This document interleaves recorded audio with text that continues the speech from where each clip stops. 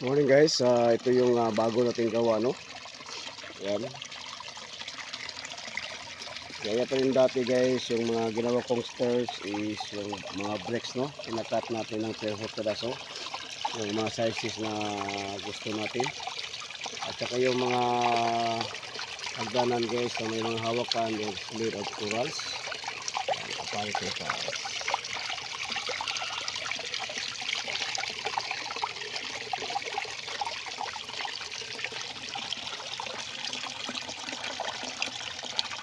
Itong nakalagay na bonsai guys is Agbaw Taiwan.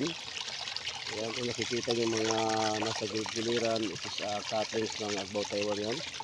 So, bali in future guys, bubuuhin natin yan. Ayan. So, dito sa likuran guys, dito yung nagkukontrol ng tubig. Ito yung kating aerator. Ayan.